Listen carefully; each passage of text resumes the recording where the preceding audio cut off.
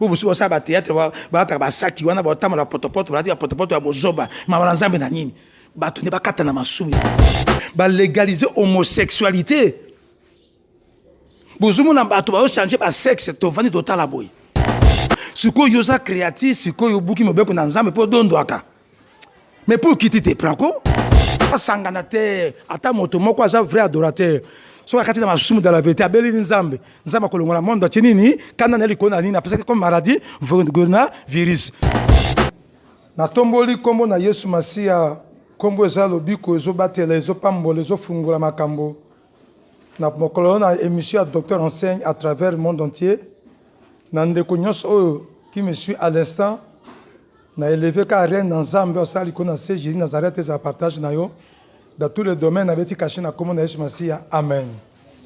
Nous sommes toujours dans docteur enseigne et aujourd'hui notre thème c'est que devons-nous faire contre coronavirus. Na lingala tout ça la nini pour la maladie oyo babengi pandémie épidémie à coronavirus à la lumière de la parole de Dieu. Docteur enseigne, c'est toujours à la lumière de la parole de Dieu, VLC de VLC. Les émissions à tableau de tableau. Nous sommes maintenant au temps de la fin. On te prêche la parole de Dieu, on vous enseigne, on vous prophétise, qu'on vous donne le verset. Demandez-moi s'il vous plaît à M. l'abbé, à Monseigneur, à Pape, Bishop, Archibishop, Prophète, Naboy Nangate, mais Pissanga VLC. On va déjà examiner VLC. C'est pour ça qu'on a dit ça ici, Actes des Apôtres, chapitre 17, verset 11. Les chrétiens de Béret, ils examinaient les Écritures. Il faut qu'on examine les Écritures. Pour qu'on attende à Soukayaya. Oui, mon père, oui, mon père, oui, mon père. Tu koufi et belé, ma ça bébé, oui, mon père, wana. T'as comme si quoi, 5 pasteurs n'a avec tout le respect, 5 moutons, autant vous savez, son verset, ma camoyo salema. Pour oser la confiance à ma balançant, parce que c'est la parole de Dieu qui bénit, qui guérit, qui élève. Alors, notre thème, c'est que devons-nous faire? Alors, on ne peut pas aller directement dans que devons-nous faire pour la coronavirus. Nous voulons vous parler un peu de l'origine de Makambo, il y a coronavirus, excusez-moi, moi j'aime pas ce nom-là, Covid-19. Mais d'abord, nous allons dire la question, nous allons lire dans la parole de Dieu. Si cette question, même au temps de Jean-Baptiste, même au temps de Jésus, cette question a été posée. C'est pour cela que le docteur enseigne la première chose. Dès que tu vois les tableaux ici, prends votre cahier déjà, écrivez tous les versets. Écrivez tous les versets. Ça, c'est l'émission des tableaux, VLC de VLC. Nous allons lire d'abord les premiers versets de Luc, chapitre 3, versets 10 à 14. Parce qu'au temps de Jean-Baptiste, les gens étaient venus poser la question à Jésus. Que devons-nous faire? C'est comme si aujourd'hui, maintenant, vous êtes venus poser la question à l'homme de Dieu, dont moi je suis, que Moussa Nansa, Makambo, il y a tout ça, la Nina Makambo, Kaspoto Bika, pour comme la bisoté, Ndeyango, tout ça, dans la lumière de la parole de Dieu. Ils sont d'abord Luc 13, Luc 3, versets 10 à 14. La foule interrogeait, disant: que devons-nous faire donc? Il leur répondit que celui qui a des tuniques partage avec celui qui n'en a point, et que celui qui a de quoi manger agisse de même. Il veut aussi des publicains pour être baptisés. Et lui dit: Maître, que devons-nous faire? Il leur répondit: n'exigez rien au-delà de ce qui vous a été ordonné. Des soldats aussi lui demandèrent: et nous, que devons-nous faire? Il leur répondit: ne commettez ni extorsion, ni fraude envers personne, et contentez-vous de votre solde. Donc pour te dire que mon frère, ma soeur, thème oyo que devons-nous faire pour la Covid-19, et ça, c'est la carte de la Bible. Avec Jean-Baptiste, tu as Jésus. Ce que tu as réponse à Jean-Baptiste, il sous-mouté. Même quand il parle de fraude, quand il parle d'extorsion, ils ont sous. lisumu te na makambo po te ya liboso na lingi po comprendre eloko yonde eloko ebendi mabe tout ça lisumu. Et tout ce qui a attiré, comme source origine à Covid-19, c'est le péché dans le monde. C'est pour cela que même Jean-Baptiste a répondu la même chose. Il a dit, vous les militaires, pas de fraude, pas de corruption, pas de jalousie, pas de haine, pas de fétiche, pas d'occultisme, ainsi de suite, pas d'adultère, pas d'homosexualité. Parce que Jean-Baptiste savait très bien que Makambo, verset yango verset. Question où ils ont allé noter, Nathan Jean-Baptiste. Même question aussi, tu peux aussi lire toi-même à la maison. Comment dire verset? Écrivez tous les versets d'abord dans votre cahier. Marc 10, 17, il y avait un jeune homme riche à Yepana Yesu. Alors, il y a un salanini pour tenir compte de la bokonzi à l'icolo. Ayebisi tout ça mi bien connaissant. Ayebisi boité, masumu boité, toujours les sous moi. Jésus lui a dit pas d'adultère, pas de fraude, pas de haine, pas de rancune, pas de manque de pardon, pas d'égoïsme, pas d'injustice. Toujours kaka masumu, toujours kaka neloko moko dénominateur comme les sous.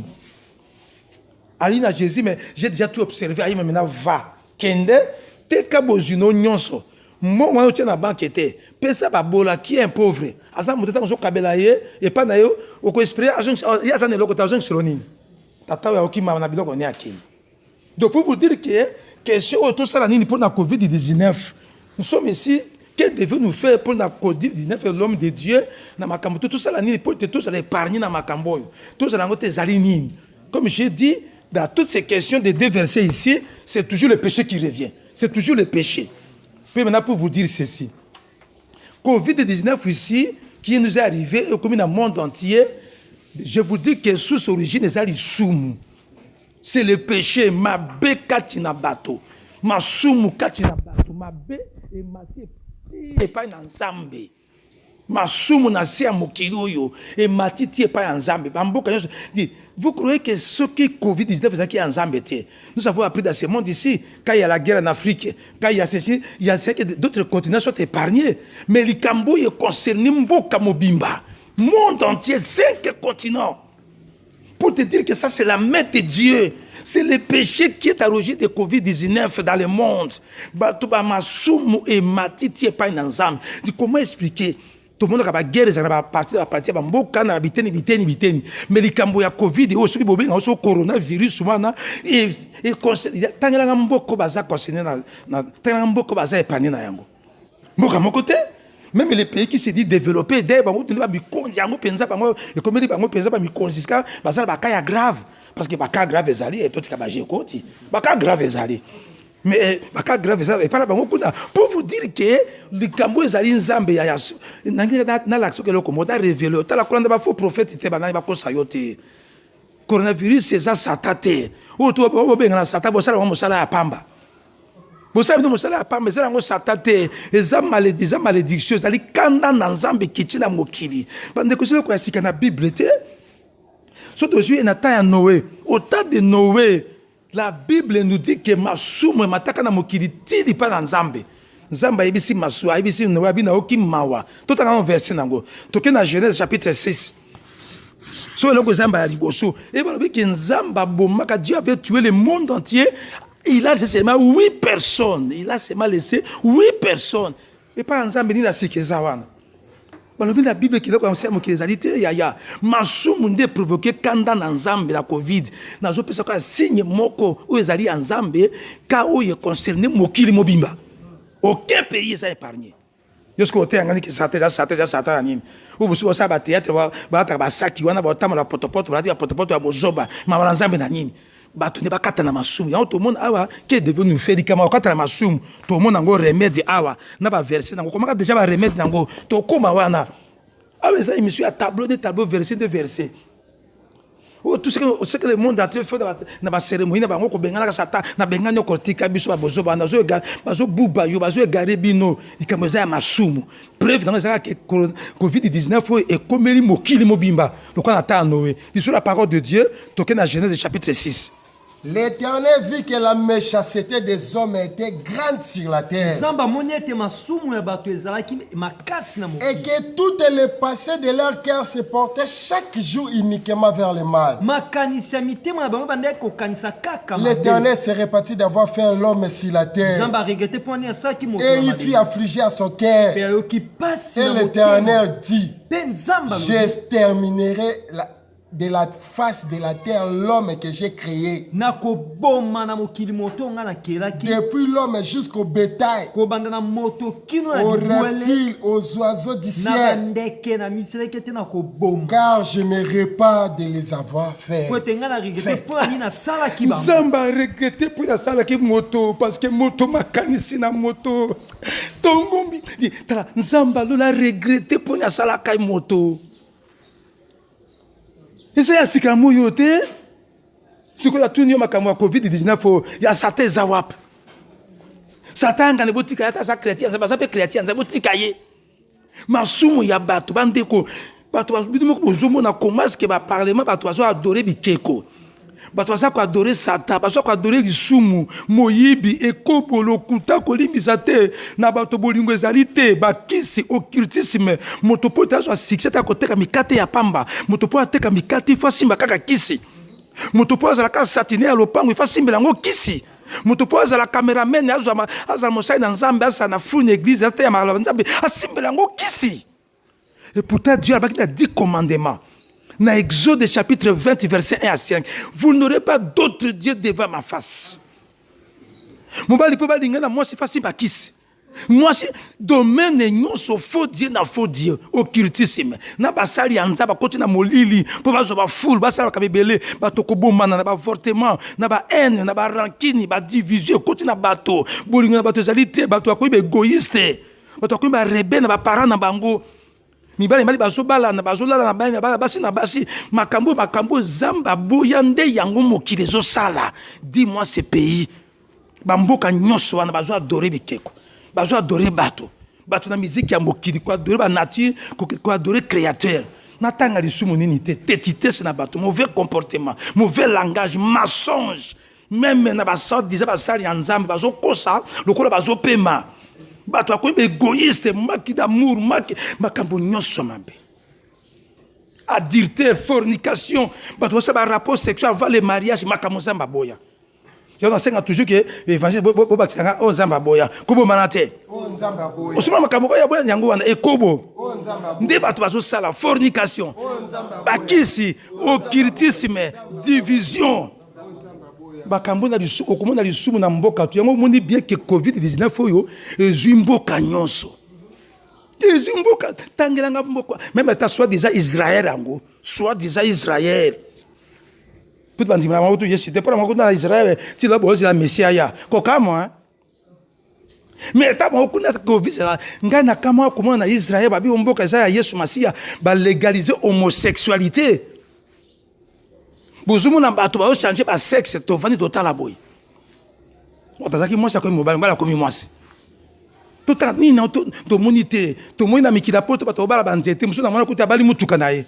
Pe ba pese mikala na l'état. Sikoyo bakamoto bato basala ancien mokili oyo bato badinga bandeko ba inceste salema ba famille ba inceste ndenge na ndenge ba trahison bakambo nyonso ya masumu nyonso amour de l'argent bato kuna bolingo ya mbongo cupidité bolingo bato na bandinga ya susute ko inana bakanda ko limbisa na te nyonso nde kanda lokona na tango ya Noé et Matthieu pa nzambe yango siko nzambe akitisi Covid-19 siko to benga siko Satan azana place nini wana parce que si que ça va bien si amour pour si que ça te si que tu sala ni d'abord on a pris exemple quand il y a Covid qu'est-ce qu'on a des sous ce qu'on va tumbaka Sodome na Gomorrhe toujours à la lumière de la parole de Dieu où les émissions docteur enseigne tableau de tableau VLC de VLC tout ce qu'on a Genèse pourquoi est-ce que Nzamba tumbaka Sodome na Gomorrhe qu'est-ce que signifie Sodome signifie sodomie. Signifie sodomie, comme à Sodome, non, c'est sodomie. Bah, parlement du monde entier va légaliser. On écoute comment c'est quoi, dans l'Afrique, pour bâtir de l'ombon, on a banque, il faut légaliser dans le monde sodomie. Bon, il va gérer des mères, beaucoup, ya. Bon, il va gérer des mères avec l'eau que j'en ai tiré. Oh, bon, il va s'arrêter à boy.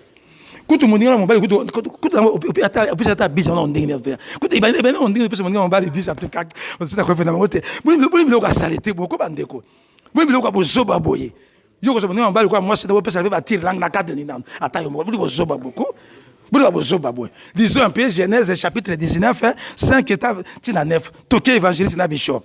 Ils appelèrent Lot et lui dit, où sont les hommes qui sont entrés chez toi cette nuit? Fais-les sortir vers nous pour que nous les connaissons. L'autre sortit vers eux en l'entrée de la maison. Voici, j'ai des filles qui n'ont point connu d'homme. Je vous les amènerai dehors et vous leur ferez ce que vous plairez. Seulement ne faites tirer à ces hommes qui sont venus alors. Il dit, retire-toi. Celui-ci est venu comme un étranger.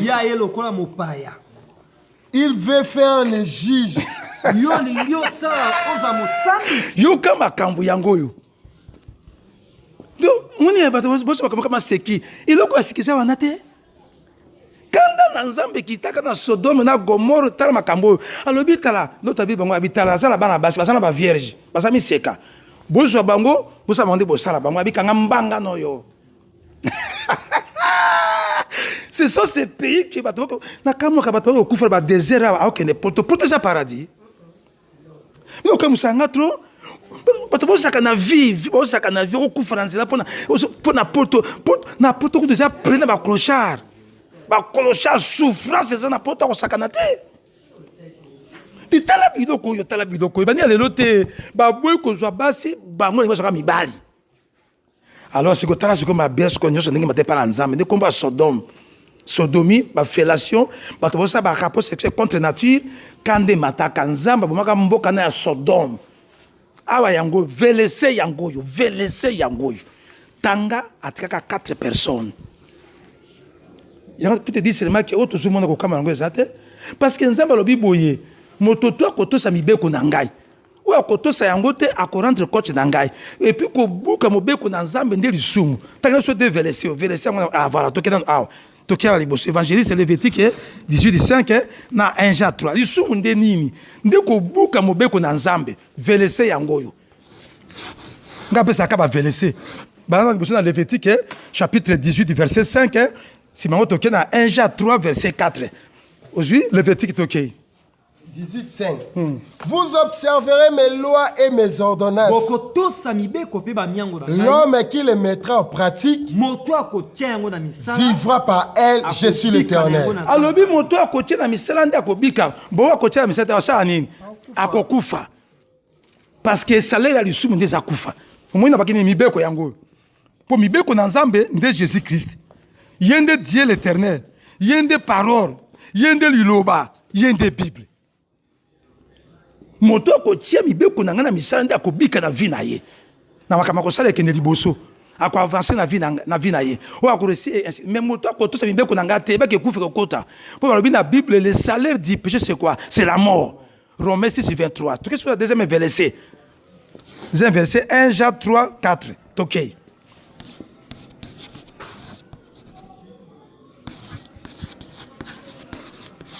Tu na 1 Jean 3:4. Quiconque pêche transgresse la loi. Et le péché est la transgression de la loi. Oyoki lisumu nde ko buka mibeko na nani na nzambe. Nzambe bi to sala oyo te tango sala obuki mobeko siko yo za créatif siko yo buki mobeko na nzambe po dondo aka. Mais pour quitter te prako parce que preuve yango te Covid-19.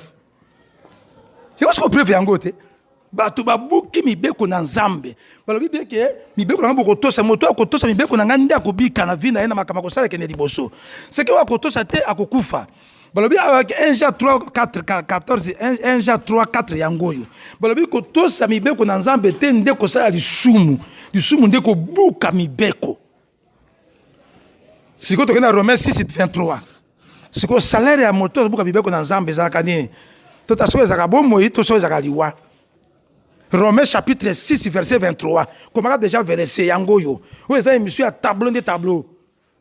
Verset de verset. Donc Romains 6 23. Car le salaire du péché, c'est la mort. Balobi ke li futa ya lisumu nde nini? Lisumu nde lokuta, kotonga, koyina, koboya kolimbisa, masumu nde mabe, nde iniquité, égoïsme, injustice, motema mokuse, kanda, lolendo, bolingo ya mbongo, envie, convoitise, bakisi, kindoki, sorcellerie, occultisme, maraboutage, bokoko nde lisumu. Lisumu nde mauvais comportement bizali li mabe mauvais langage. Lisumu nde kolia mingi gourmandisme masanga makaya via basi ya mibali ekobo kindumba masumu nde impudicité kokumemela bikeko kokumemela mosana koleka nzambe kokumemela muziki ya mokili so sala ka muziki ya mokili za lisumu pour adorer créature ou la créature na tanga masumu ezebele koboya kotosa koboya kondima za lisumu makamana nzambe ko tuyondima kate za lisumu. Alors, yo mokeli, yo moto mokote et kela makoko li a jamais mokeli 3 points. Mokolo mokote ya na beaucoup c'est trasiko kanda na nzambe kiti. Kanda na nzambe kiti siko na mokili à travers coronavirus. On a vu que ceux qui en nzambe te na peso ka preuve que nzambe est concerné monde entier 5 continents nyos se touché na coronavirus COVID-19. Monde entier tangelanga mboka soko za wape benga docteur mosapi nanga yango na mboko ekomite tangelanga mboka ngo pour te dire que ça mosapi na nzambe kanda na za pona masumu ne mabe bato ko bomana bato ba trahison ko yinana bolingo ezali te ko kabala biloko ezali te sengo za na bato te bato za bokila okinawa bato ko ba rebe na parana na bango trahison ko teka mboka ko teka makamwe belebele détournement fraude corruption tricherie na bakisi na bacultus na maraboutage na bokoko moto po asali kambo ezo succès faut kasi bakisi na ndenge ni balobi na Josué chapitre 1 verset 8 albi que ce livre de la loi qui est la Bible ezala mosika notre tarango mona botu agir fidèlement selon ce qui est écrit c'est alors que tu auras du succès na kati ya Bible comme succès zalité ah Jésus. Alors pour vous dire aussi que c'est la lamentation pour déjà ko chiter faut un remède. Alors bien est-ce que la sia mokilo yo ni na ko na mokilo sa ke nganzambe na yeba doye coronavirus ayeka bo abimisa ke nzamba ba pape santela mokolo nini est-ce que vous lisez la Bible bien aimé Jean totanga 2 versets oyo tanga 2 versets ko mona no yo moko biloko oyo to kana liboso na lamentation chapitre 3 verset 37 à 39 lisons la parole de Dieu. Qui dira qu'une chose arrive sans que le Seigneur l'ait ordonné? Ne c'est pas de la volonté du Très-Haut que viennent les maux et les biens.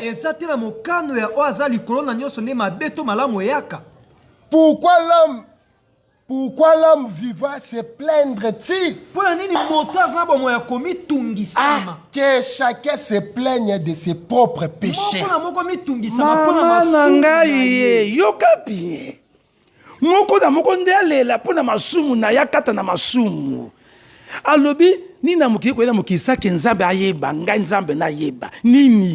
Lamentation, ah, émission yo, docteur enseignant, VLC, lamentation yangoyo. Alobi ni ne koyena mokilo yo sake nzambe na yeba parce que se prendre nzambe tiki biso a satan ngaza nzambe abitete le lande pour masumu na omoko tiko so ba cérémonie ya kolala kana se dole la maona nzambe ya kobengana ka soro na tete le lande masumu na yomoko lata no saki wana zola ta ba puiser o tira nzoto no wana lata wana pona yomoko liboso ngai na lobite verset de lobi yango que chacun se plaigne pour ses que na 4 masou pour te kufra bomo na ekota te na lifoma de botana ngate que chacun a 4 t'as déjà moko ya remède déjà que chacun se plaigne de ses péchés pour pécher nde et kabloka motu na nzambe péché de ce péché mais na vie motu apambola motu te lisumu nde ko sangisa pe olola lisumu kaka eloko nde ko sakana te eloko mabe lisumu nde ko yina nde haine nde rancune nde ba querelle ba division ba dispute. Il y a un monde de sumu, tout le temps, tout zonga no awa, tout le temps, wa pi velesia masumu, papa voilà yango voilà. Velesia masumu yango. Comment ka déjà kuna Galate 5, tout le temps quelques masumu. Pour comment masumu voilà. Yango abiki moko na luso a se plaindre pour na masumu ya vanza kati na ye. Mabe azo sala avant de pleurer que non nzabe kizamba wana d'abord moko na ale la masumu ya vanza na bomo na ye na kombo na yango. Tokei Galates 6 et 7, Galates 5 et 19 à 21. Oh, les œuvres de la chair sont manifestes. Ce sont les pudicités, l'impureté, la dissolution, l'idolâtrie, la magie, les inimitiés, les querelles, les jalousies, les animosités, les disputes, les divisions, les sectes, l'envie, l'ivrognerie, les excès de table et les choses semblables. Je vous dis d'avance, comme je l'ai déjà dit, que ceux qui commettent de telles choses n'hériteront point le royaume de Dieu.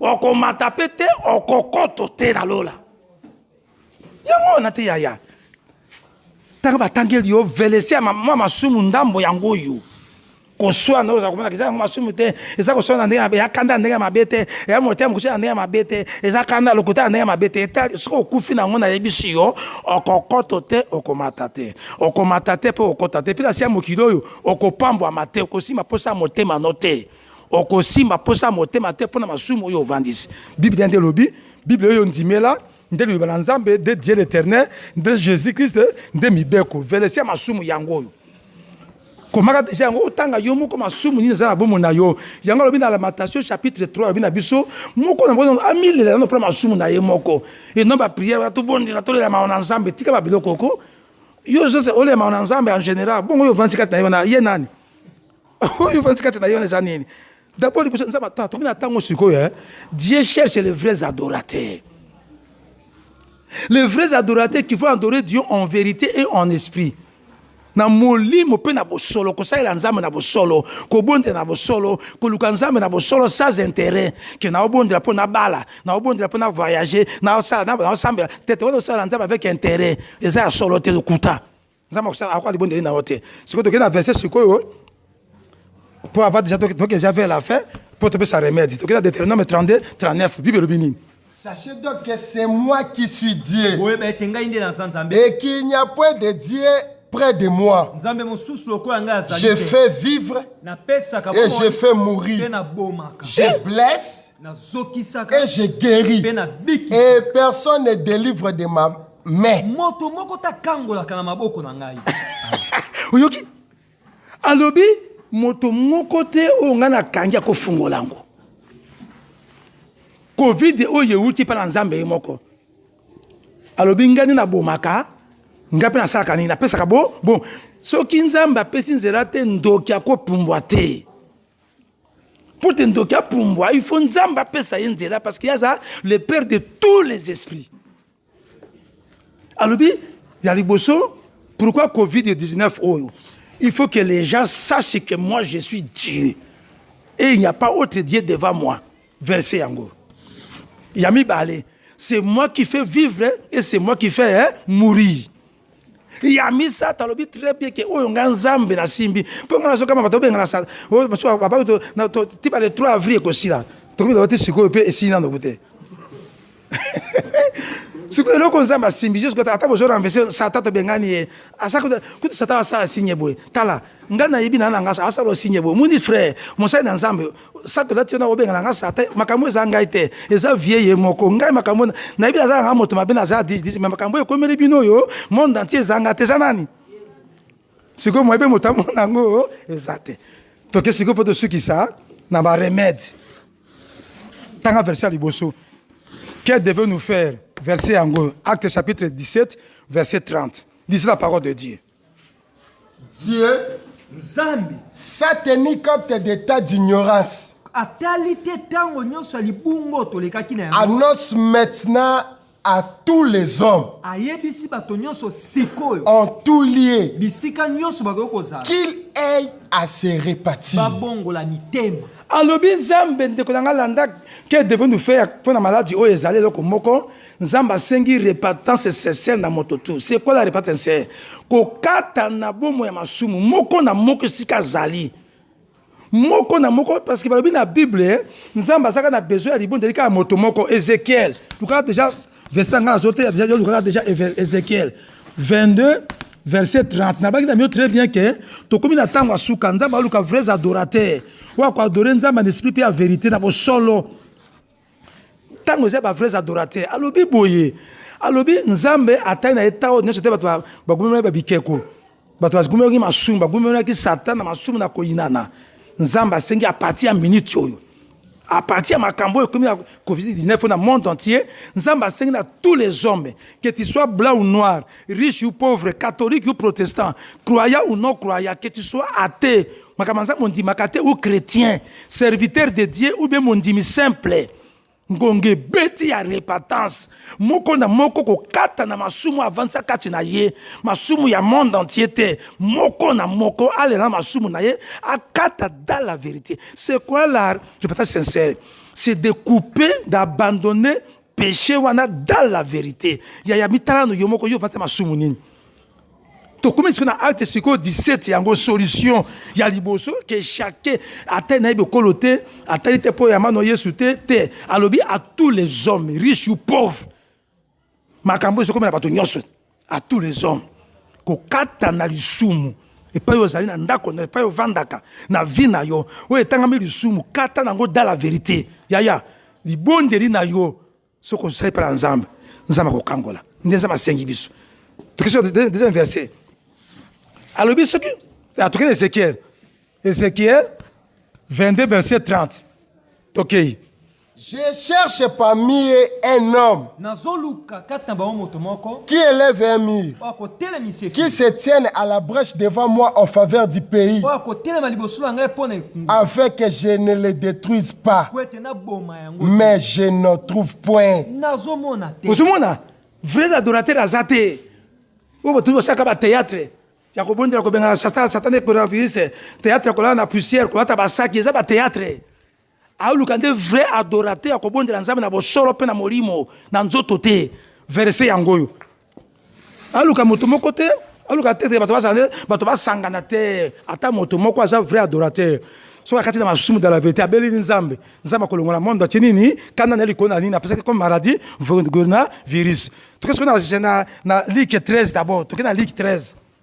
Verset 3. Ce que vous pouvez la masumu, Luc 13, verset 3. Non, je vous le dis. Mais si vous ne vous répatez, vous périrez tous également. Alors, ce qui vous pouvez la masumu na bo solo boku fabino nyonso. Si vous ne vous repentez pas dans la vérité, vous périrez tous. Quand on a ça dans Sodome, à 4.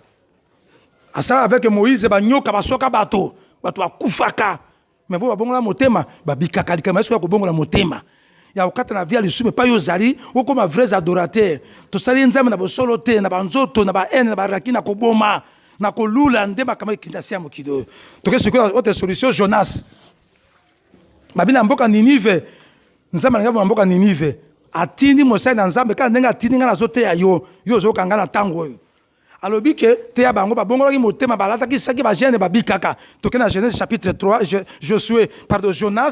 Jonas chapitre 3 verset 10 toke.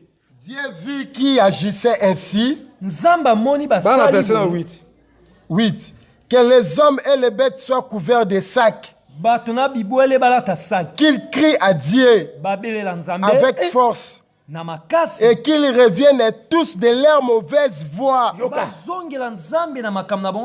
des actes de violence dont leurs mains sont coupables.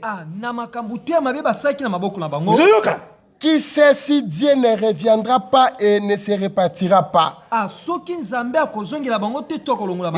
ne renoncera pas à son ardente colère, en sorte que nous ne périssons point.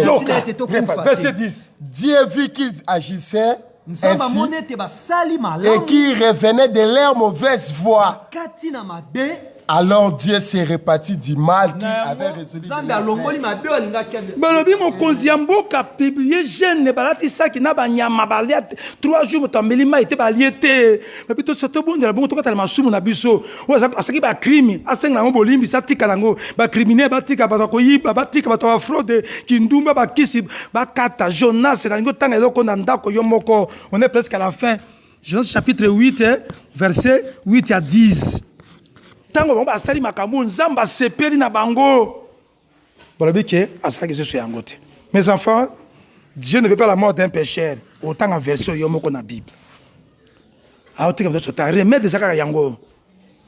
Kokata masumu ndalingi on méditer mal banzambe. On ne lit pas la parole de Dieu mais on médite la parole de Dieu. Remède yango yo acte 17:30, Luc 13:11, 13 sur beaucoup c'est réparti, 2 Pierre 3:9, Jonas 3.